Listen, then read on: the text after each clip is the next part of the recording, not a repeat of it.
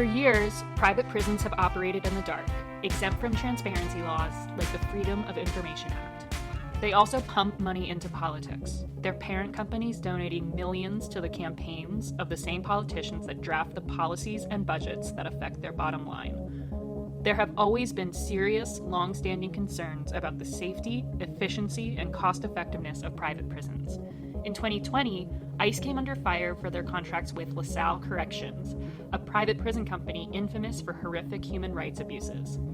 These troubling problems span multiple administrations, but the Trump administration put them in stark relief. Trump received 25 times the amount of campaign donations from private prison companies than Obama did in his entire 8-year presidency. Plus, Trump received $500,000 for his inauguration. The donations seemingly laid the path for a fruitful relationship during the Trump administration. Geo Group and CoreCivic, two of the largest private prison companies, won contracts from ICE worth about $1.3 billion in just 1 year, despite hundreds of allegations of sexual assault, physical force, and fatalities in their facilities.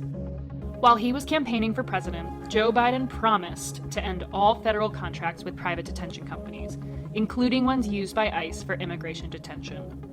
While President Biden hasn't ended these contracts, his administration has moved many migrants out of private detention centers. But Geo Group and CoreCivic are still donating millions to politicians, mainly Republicans, and detention centers are still holding migrants while the facility's records remain exempt from FOIA requests.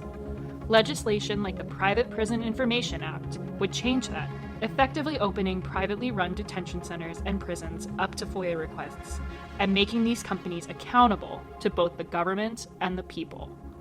The Biden administration must also put an end to the loopholes that have allowed private prisons to skirt his executive order banning private detention for federal inmates.